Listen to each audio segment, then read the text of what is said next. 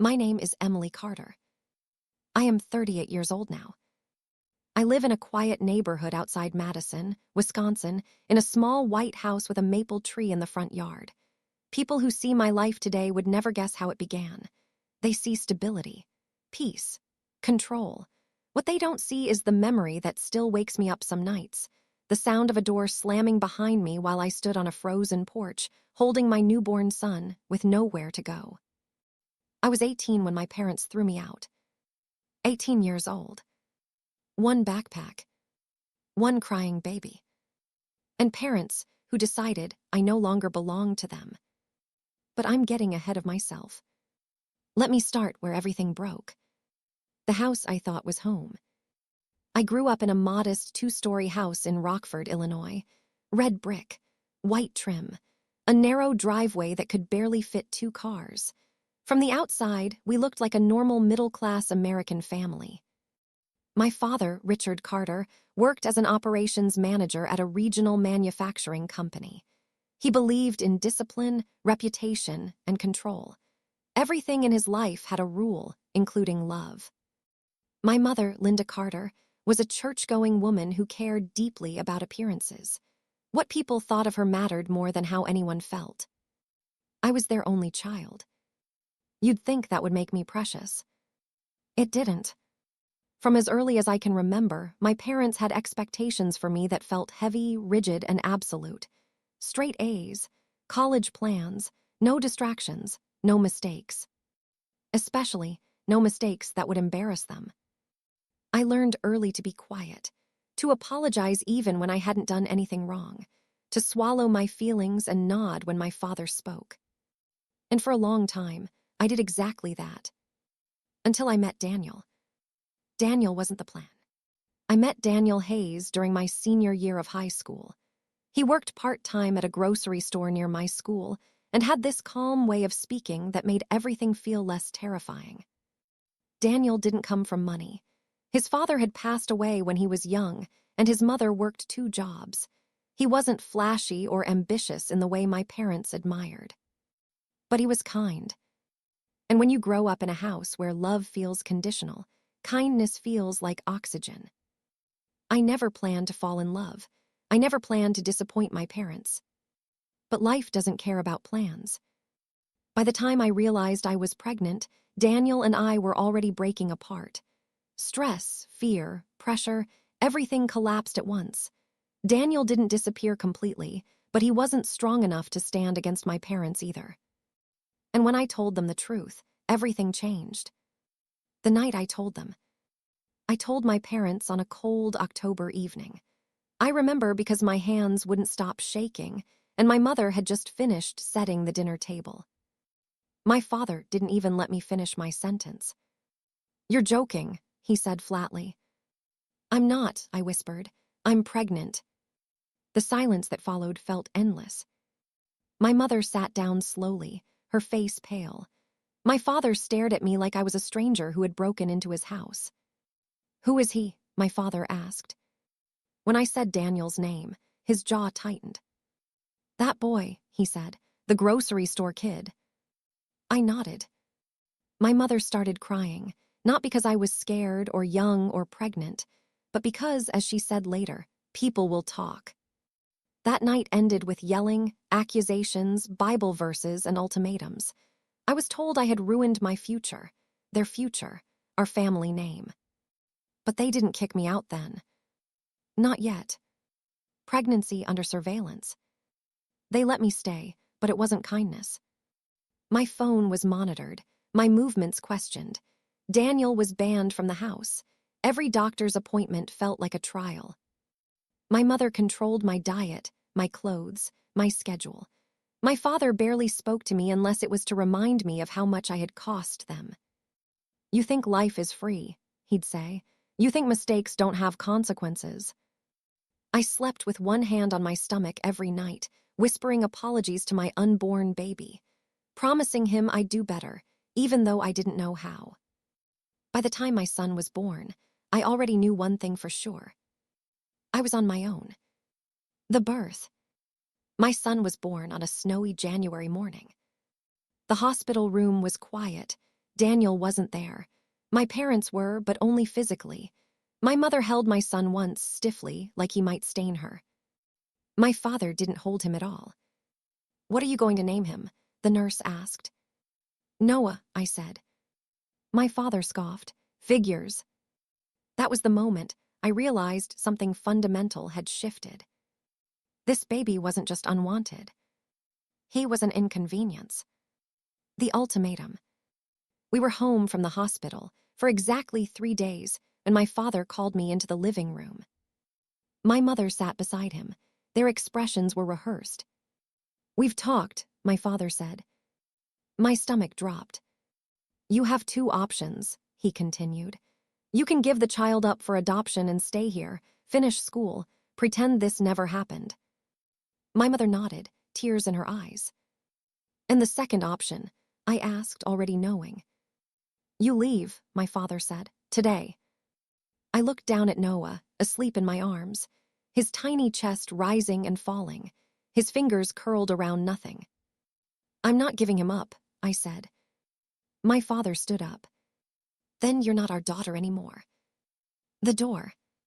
They gave me 30 minutes. 30 minutes to pack my life into a backpack.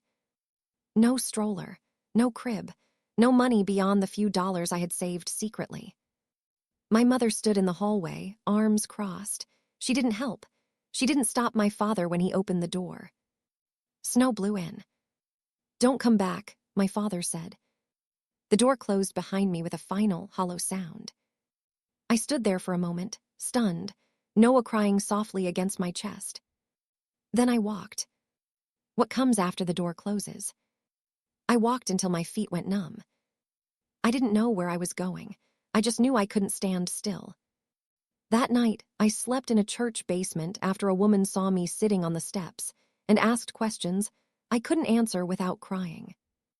That was the first night of many where I wondered if my parents were right. If I had ruined everything. If I was strong enough to survive. I didn't know then that this was only the beginning. I didn't know that 20 years later, the same people who shut the door on me would be standing on my porch, older, weaker, desperate, knocking. And that this time, I would be the one who decided whether to open it.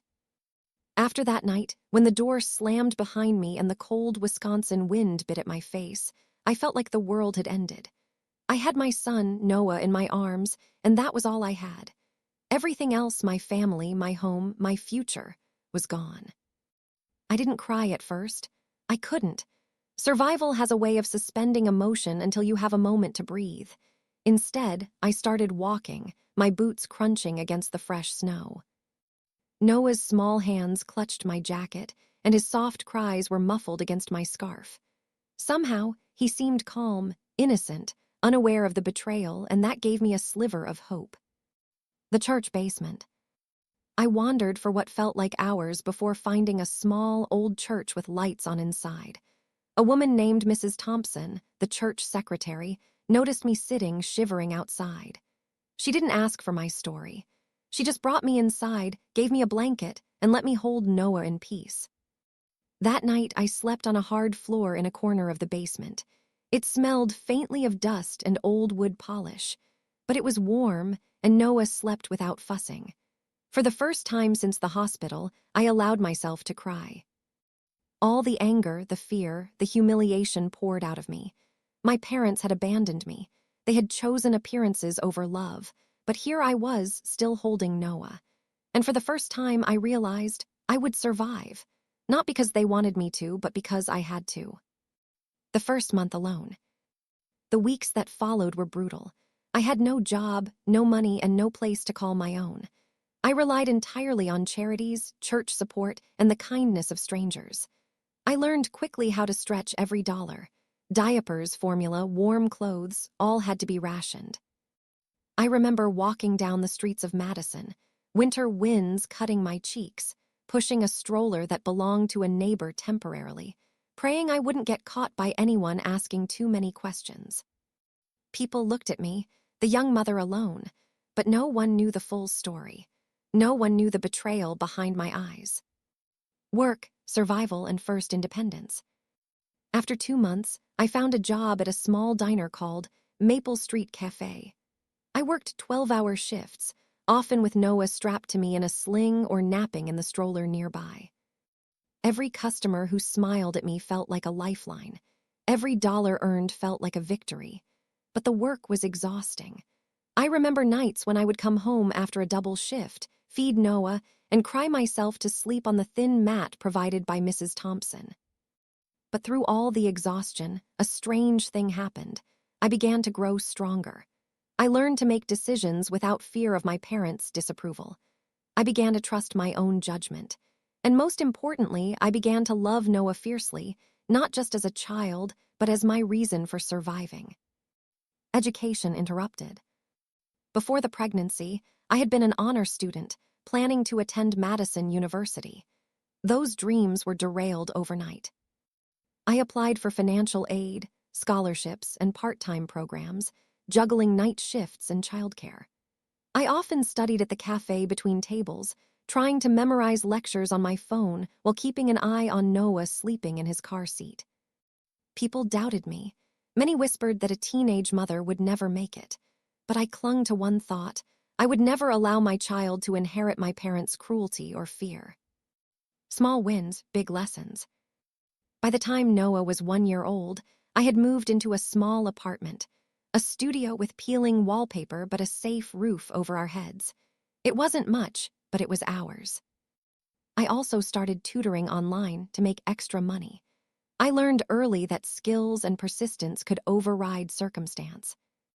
One particularly cold January evening, I remember sitting on the floor, Noah asleep beside me, counting pennies to buy groceries. I cried silently, not out of defeat, but from relief. We had made it through the first year. One day, I promised myself we would never be at anyone's mercy again. Daniel fades away. Daniel was still in the background. He tried visiting once, but he quickly realized I had no patience for weakness or indecision. He was polite but inconsistent, and eventually, he drifted out of our lives entirely. At first, I missed him, but slowly, I realized that no one could provide the stability Noah and I needed but me. Every decision, every sacrifice, every sleepless night, it was all shaping me into someone capable of creating a life from nothing. The turning point. When Noah was 5 years old, I finally felt like I could breathe. We had a routine. We had safety. We had small joys, picnics in the park, trips to the library, and baking cookies on Sunday mornings. It was around this time I made a promise. One day, I would no longer be the helpless girl my parents abandoned. One day, if they returned, I would decide their fate. I started investing what little money I could save. Small things at first: stocks, mutual funds, learning everything I could about finance. My goal wasn't revenge, it was independence. But I couldn't have imagined then that this small seed would grow into something that would completely shift the balance of power between me and them 20 years later. Building a reputation. By the time Noah was 10, I had established myself as a small business consultant, helping local startups manage budgets and operations. People began noticing me, and gradually, I built a network of trust and credibility. I stayed out of my parents' life entirely. I didn't check in. I didn't respond to calls. The door they had slammed shut on me had become a symbol, a boundary I never allowed to be crossed again. A quiet life with purpose.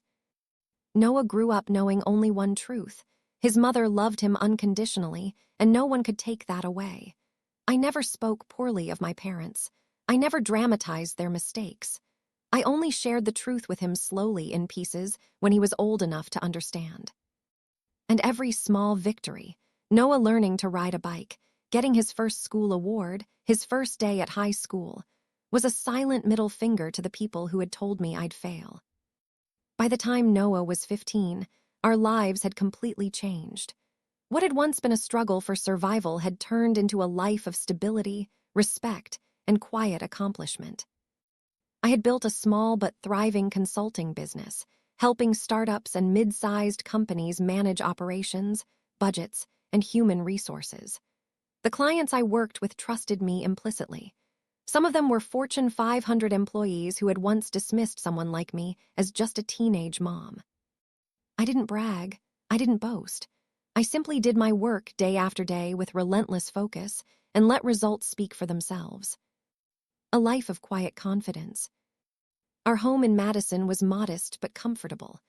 3 bedrooms, a garden where Noah learned to plant vegetables, and a small office where I conducted client meetings online. I had a car I could afford outright. I had a support network of friends who became family because my biological family had abandoned me. Noah excelled in school. Smart, curious, kind.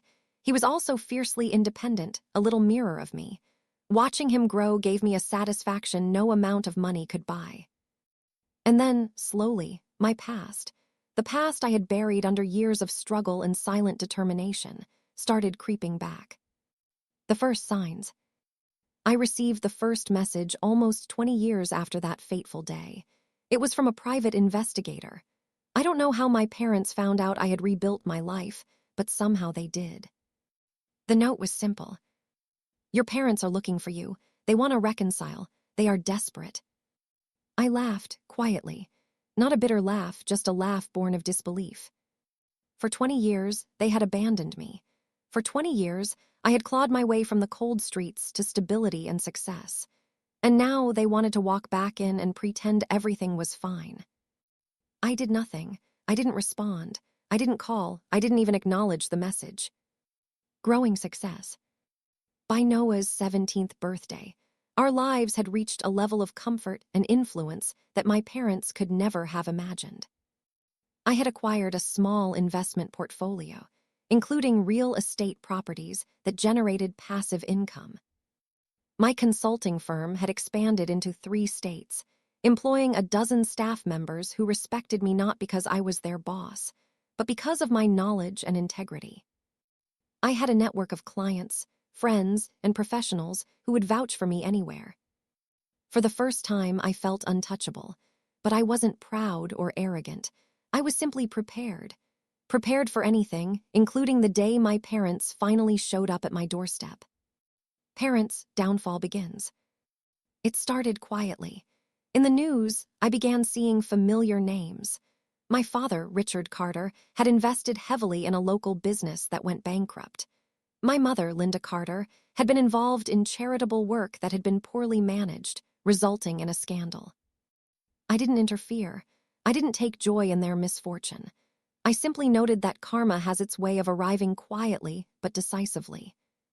Over the years, small tips from mutual acquaintances let me piece together the extent of their struggles. Financial losses that forced them to sell their home in Rockford. Friends and colleagues turning their backs on them. Health issues left unmanaged because they had no one to rely on. They had never expected me to succeed. They had never thought I would survive, but survive I did. And now, 20 years later, the scales were beginning to tip. Noah's transformation. Noah was 18 when the final piece fell into place.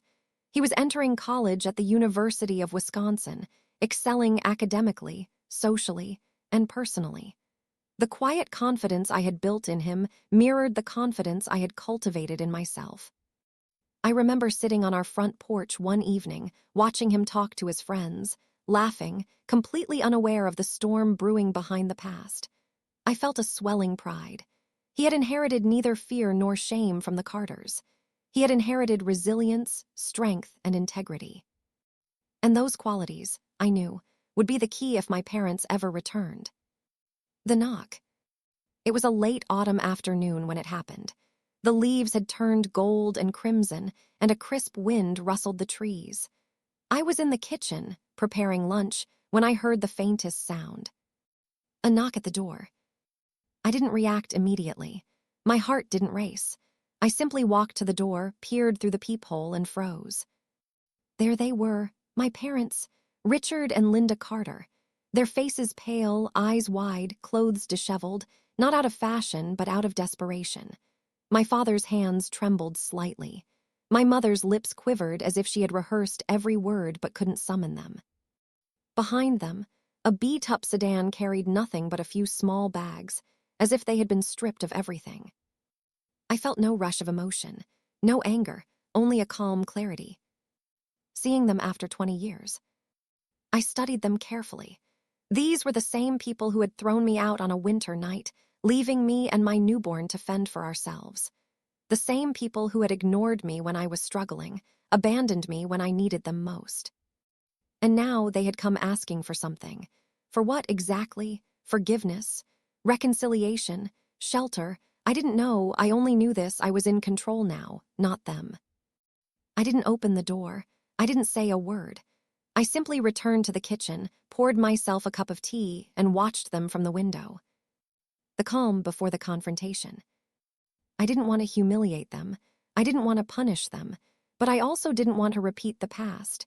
The past had taught me one lesson: power is safety. Safety for yourself and those you love. I let them wait there for nearly an hour. The wind whipped leaves against the windows. My son, now grown into a confident young man, asked, "Mom, are those your parents?" "Yes," I said calmly. "They are." "Are you going to let them in?" I shook my head slowly. "Not yet." He smiled faintly, as if he understood something I hadn't even articulated. The past belongs outside. The door belongs to the present. The emotional realization.